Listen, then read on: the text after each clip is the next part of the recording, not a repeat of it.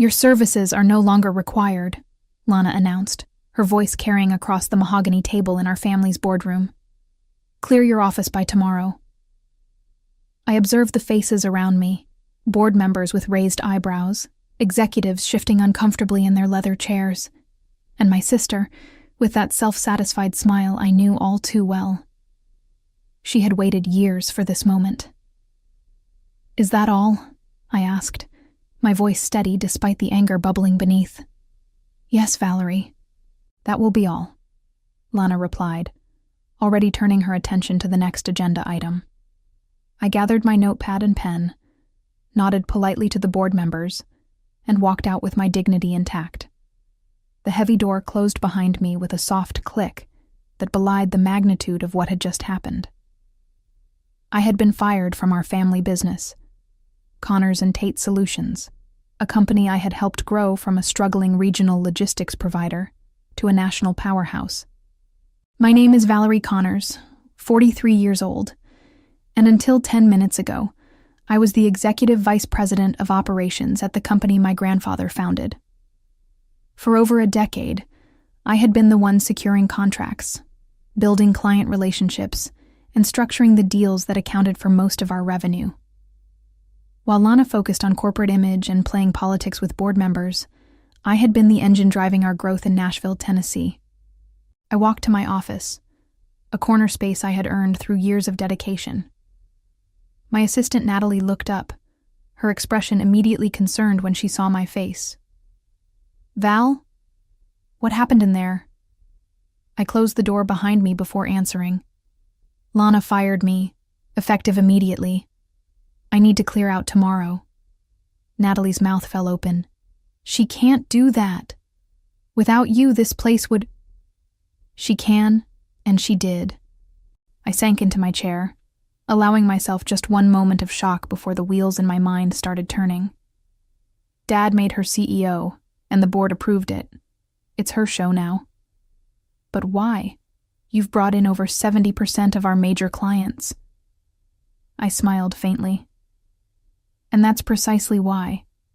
I've outshined her for years, and she couldn't stand it. But as the initial shock faded, a curious calm settled over me. I opened my desk drawer and pulled out a leather portfolio I'd kept for exactly this scenario.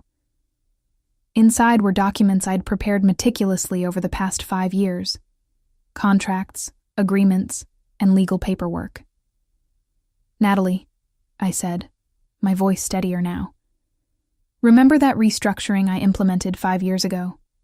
The one where I created VC Strategy Group?" Her eyes widened with realization. "Your consulting LLC? The one that technically holds all the client contracts?" I nodded, allowing myself the first genuine smile since I'd walked into that board meeting. I think it's time to remind my sister exactly who brings in the business around here. I'd seen this coming years ago. Our father, James Connors, had always favored Lana despite her mediocre business acumen. She had the right look, the right connections, and most importantly, she never challenged his authority. I, on the other hand, had ideas. Too many ideas for a daughter in a traditional family business. "You're making waves, Val," Dad would say whenever I proposed a new direction or efficiency. "Let's stick with what works." What worked, apparently, was letting Lana take credit for my innovations. While I built relationships with shipping companies, warehousing facilities, and corporate clients across the Southeast, Lana was the face at industry events. While I negotiated terms that grew our profit margins by double digits annually, Lana gave presentations to the board using my numbers. Our differences extended beyond business. Growing up, Lana was the beauty queen, homecoming royalty, sorority president, all charm and social grace. I was the pragmatic one, more interested in logistics problems than country club politics. "Why can't you be more like your sister?" Mom would ask, not unkindly. "She makes connections so easily." What they never understood was that I made connections too, just different ones. Instead of cocktail parties, I built relationships in conference rooms. Instead of social climbing, I focused on creating value. And over time, Clients came to trust me, not the company brand or Lana's polished presentations. 5 years ago, when whispers of succession planning began, I made my move.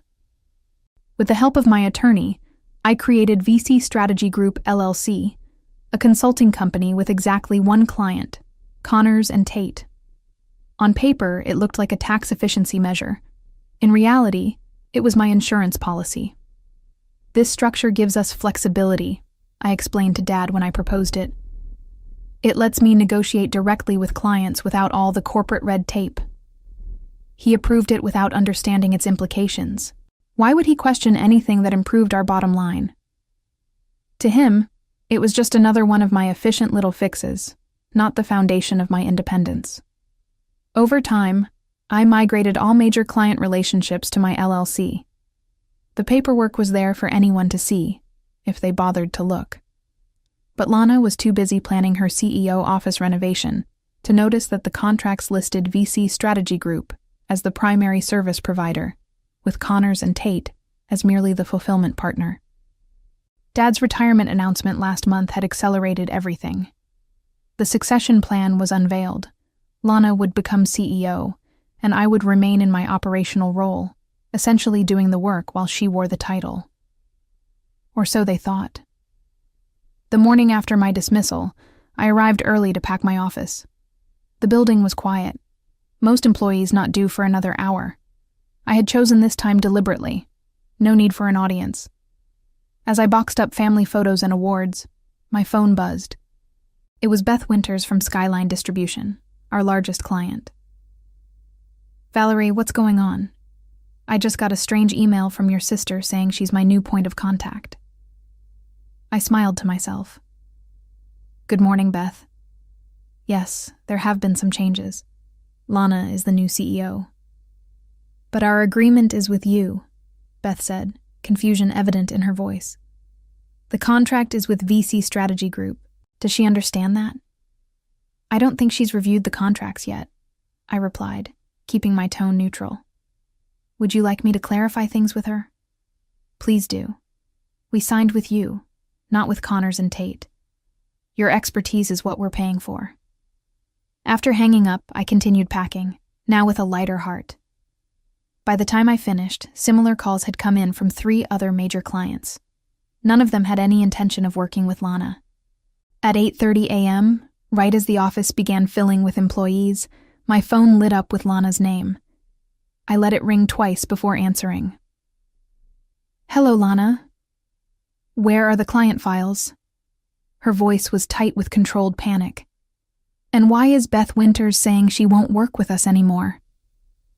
"The client files are exactly where they've always been," I replied calmly. "In the shared drive, organized by account. As for Beth, she's exercising her contractual rights." "What are you talking about? What contractual rights?" I could picture her perfectly, standing in her new CEO office, probably wearing one of her immaculate pantsuits, her face flushed with frustration. "Check the contract headers, Lana. All of our major accounts are contracted through VC Strategy Group, my consulting company. Connors and Tate is just the fulfillment partner. The clients chose to work with me, not the family brand." The silence on the other end was deafening. Then, "You can't do this." I couldn't help the laugh that escaped me. I already did. 5 years ago, actually, with Dad's approval and the board's signature on every document. "This is sabotage." Her voice rose an octave. "No, Lana. This is business. You wanted to be CEO? Congratulations. But the relationships, the trust, the actual revenue-generating contracts? Those are mine." By the time I hung up, Natalie had appeared at my door with a cardboard box of her own belongings. "I quit this morning," she announced with a smile. "Told HR I'll be joining VC Strategy Group effective immediately." The realization hit me fully then. This wasn't just about sweet revenge against Lana. This was my chance to build something truly mine. I picked up my box and took one last look at the office where I'd spent the past 15 years. "Let's go," I said. "We have a company to build." I spent the rest of the day in my home office, making calls to every major client. By evening, I had confirmed what I already suspected. All 14 of our top-tier accounts would be following me. Together, they represented over 80% of Connors & Tate's annual revenue. "What about fulfillment?" asked Thomas Graham from Evergreen Supply Chain. "You've got the relationships, Val, but can you handle the actual logistics work?" It was a fair question. Until yesterday, I'd had Connors & Tate's infrastructure at my disposal, their warehouse network, their transportation partners, their software systems. "I've been anticipating this transition for some time," I assured him. "I've already secured partnerships with 3 regional fulfillment centers. Your operations won't miss a beat." What I didn't tell him was that those partnerships had only been finalized that afternoon, in a flurry of phone calls and hastily signed temporary agreements. I was building the airplane while flying it. By 9 p.m., my dining room table was covered with legal pads, my laptop, and an empty pizza box. I had the clients, I had Natalie, and I had a framework for operations. What I didn't have was a team. As if reading my mind, my phone buzzed with a text from Jordan Ellis, our former operations manager. "Heard what happened. Lana's freaking out. Half the ops team is ready to walk. You hiring?" Before I could respond, another text came in, this one from Lana. "Emergency board meeting tomorrow, 8 a.m. Your presence is required." I laughed out loud. Required? She had fired me just hours ago. Now I was suddenly indispensable? I texted Jordan back. "Send me names, everyone who's interested, competitive packages for all." To Lana, I simply responded, "I'll have my attorney attend." My phone rang immediately. I let it go to voicemail. When it rang again, I finally answered. "This isn't a request, Valerie," Lana snapped. "The board wants to understand what's happening with our client base. You owe them an explanation." "I don't owe anyone anything," I replied evenly. "You fired me, remember? Your services are no longer required." Those were your exact words. That was before I understood the situation with the contracts. The contracts that have been in place for 5 years, the ones that were approved by Dad and the board, those contracts? You deliberately misled everyone. I took a deep breath, tamping down my anger. "No, Lana. I created a business structure that protected both the company and the clients. It's not my fault that you never bothered to understand how our business actually operates. That's on you. Dad will never forgive you for this." It was a low blow, but an expected one. Our father had always been her trump card. Perhaps, but unlike you, I've learned to live without his approval. Good luck with your meeting tomorrow. After hanging up, I sat in silence for a few minutes, letting the weight of the day settle over me. Had I spent 15 years preparing for this moment?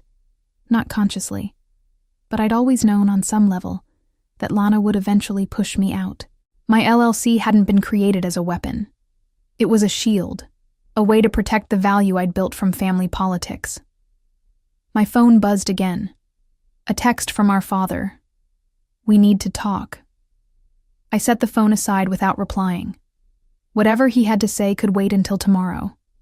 Tonight, I needed to focus on building a company from scratch, with clients already expecting service. The irony wasn't lost on me. In trying to sideline me, Lana had inadvertently given me the push I needed to break free. For years, I'd been pouring my talents into a company that would never truly be mine. Now, I had the chance to build something that was. I opened my laptop and typed out the first line of a new business plan. VC Strategy Group, Full-Service Logistics Solutions. It had a nice ring to it. The next morning brought a flurry of developments. By 7 a.m., Jordan had sent me a list of 8 employees ready to join me immediately. By 7:30, my attorney, Grace Levinson, was on her way to the Connors & Tate board meeting to represent my interests. And by 8 a.m., I was sitting in a temporary office space I'd managed to secure overnight, conducting my first staff meeting as the official CEO of VC Strategy Group. "The situation is unique," I explained to the small team gathered around a conference table. We have the clients and the expertise, but we're building our infrastructure on the fly. It won't be easy, but we've got something Connors and Tate doesn't have anymore: the relationships that matter. Natalie and Jordan nodded confidently. The others, mostly analysts and account managers who had followed Jordan, looked nervous but determined. "What about the warehouse contracts?" asked Michael Perez, one of our logistics specialists. "Connors and Tate has exclusivity with most of the facilities in the region." "They do," I acknowledged, "which is why we're not fighting on that front. I've secured partnerships with facilities in Chattanooga and Louisville. We'll route through them until we can establish our own local presence." The meeting was interrupted by a call from Grace. I put her on speaker. "The board meeting just ended," she reported. "It was contentious." "Tell me," I said, gesturing for the team to stay. "Lana tried to argue that your LLC structure was a breach of fiduciary duty. She wanted the board to pursue legal action." My stomach tightened despite my confidence in our legal position. And the board shut her down. Thoroughly. Apparently, 2 of the members had actually read the contracts when they were signed and understood exactly what they were approving. They reminded her that the structure had delivered exceptional results for 5 years. Relief washed over me. "So no lawsuit?" "No lawsuit. But they did authorize her to make you a counteroffer. They want to bring VC Strategy Group in as a formal, permanent contractor with a 5-year commitment. Essentially, they're offering to legitimize the exact arrangement you already had, but with better terms." I wasn't sure whether to laugh or scream. They fire me, then offer to hire my company? Essentially, yes. The offer's actually quite good. 7 figures annually, guaranteed minimums, performance bonuses. They're desperate, Val. Of course they are. They just lost 80% of their revenue stream overnight. I looked around at my new team, all watching intently. "Tell them I'll review their proposal, but we're moving forward with direct client relationships in the meantime." After ending the call, I turned back to the team. "It seems we have options." "Are you considering it?" Jordan asked, his expression concerned. "Going back to them as a contractor?" I understood his worry. He just quit his job to join me. They all had. "I'm not considering anything that doesn't include all of you," I assured them. "But having Connors and Tate as a client rather than an employer could be advantageous while we build our own operations." The temporary office door opened, and a courier delivered a thick envelope. Inside was the formal offer from the board, along with a handwritten note from my father. "You've outplayed us all. I should have made you CEO years ago." I stared at the note, emotions churning. After decades of being overlooked, my father had finally recognized my value, but only after I'd demonstrated my power to destroy the company he'd built. The buzzing of my phone pulled me from my thoughts. It was a text from Lana. "This isn't over." Of course it wasn't. Lana had never been one to accept defeat gracefully.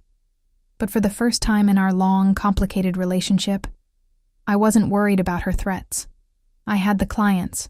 I had a growing team. And most importantly, I had leverage. The coming weeks established a grueling new reality. Building a company from scratch while servicing existing clients proved even more challenging than I'd anticipated. We worked 14-hour days, turning our temporary office into a command center of organized chaos. Each morning began with an all-hands meeting to tackle the day's most pressing issues. Each evening ended with a review of what we'd accomplished and what still needed attention. The pace was unsustainable, but necessary for survival. 3 weeks in, I finally had time to properly respond to the board's offer. I invited Grace to review my counter-proposal before sending it. "This is aggressive," she noted, reading through the terms.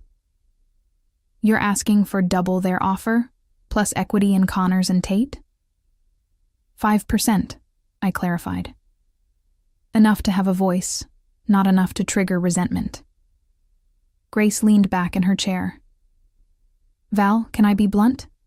This feels personal." "Of course it's personal. They're family. That's not what I mean. This feels like you're trying to prove something, rather than making the best business decision." Her observation stung because it contained truth. Was I pushing too hard to make a point? The board's initial offer had been generous. Doubling down might be unnecessarily antagonistic. "You're right," I conceded. "Revise it to a 20% increase over their offer, with the equity request intact. That's fair value for what we bring to the table." Grace nodded approvingly. "Much better. Now, what about your sister? She's been notably quiet since that text message." I had been wondering the same thing. Lana's silence was uncharacteristic and concerning. "I have a meeting with her tomorrow," I admitted. "Just the two of us, away from the company. She requested it. Do you want me there?" I shook my head. Some conversations need to happen without lawyers. The following day, I met Lana at a small coffee shop equidistant from both our offices.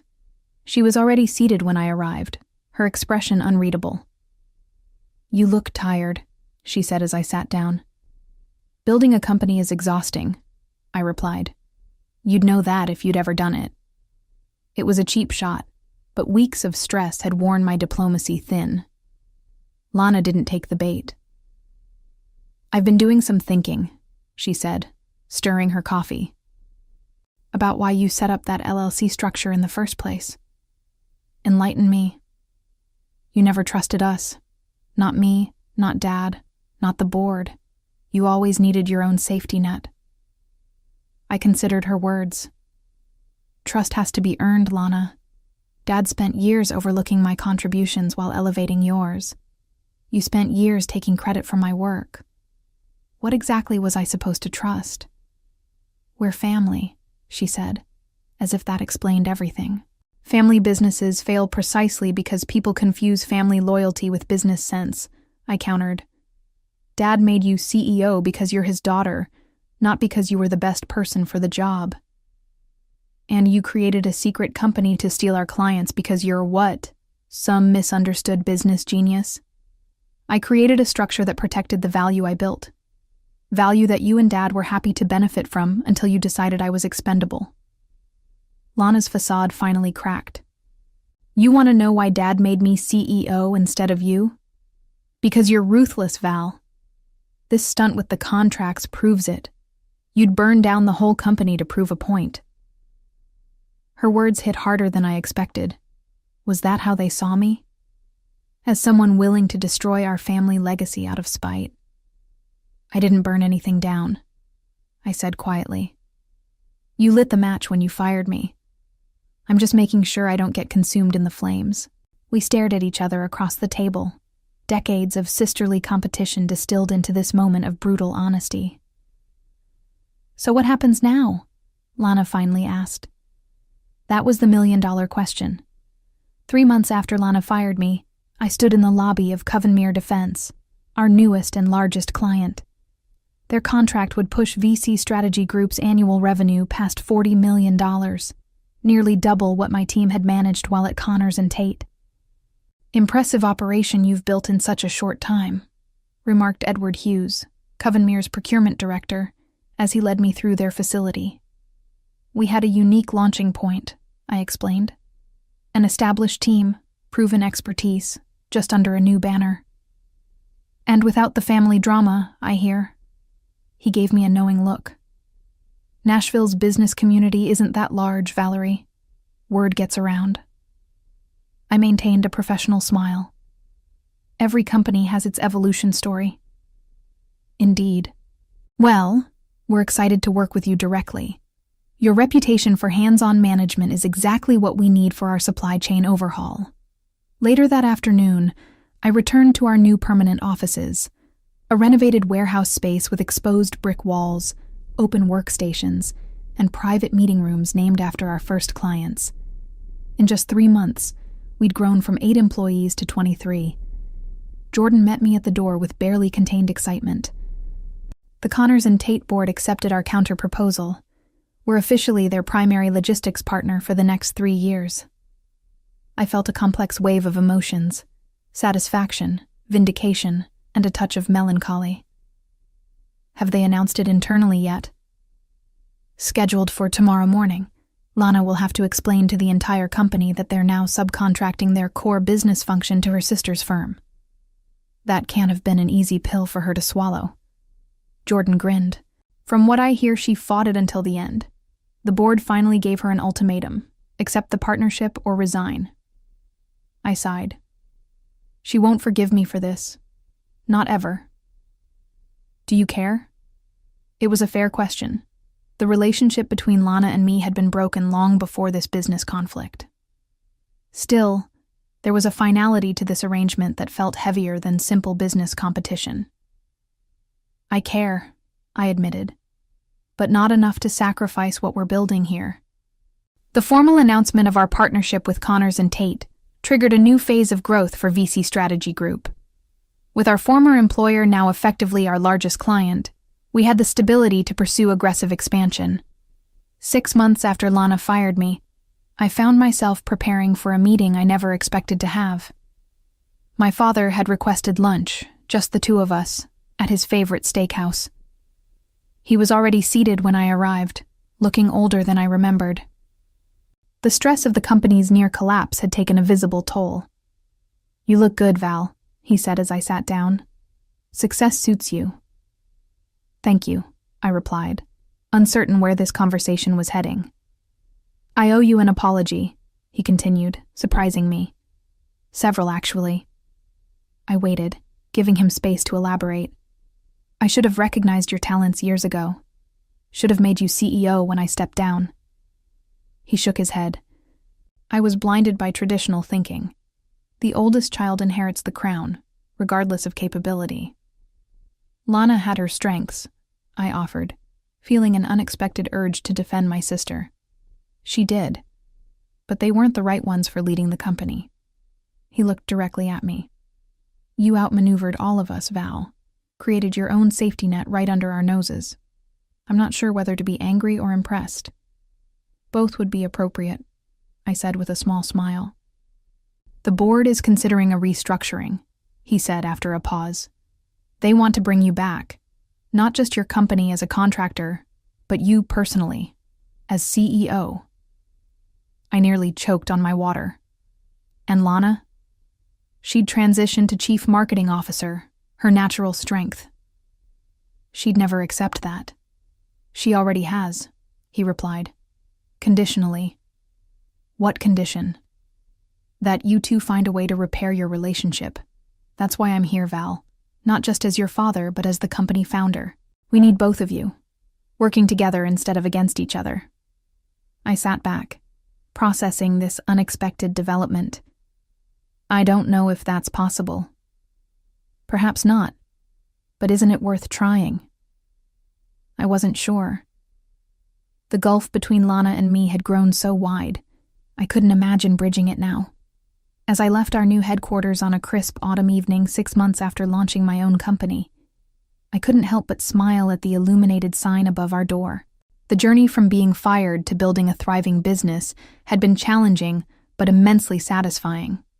With 35 employees now, multi-million-dollar contracts, and even Connors and Tate as our client, I had transformed betrayal into spectacular success.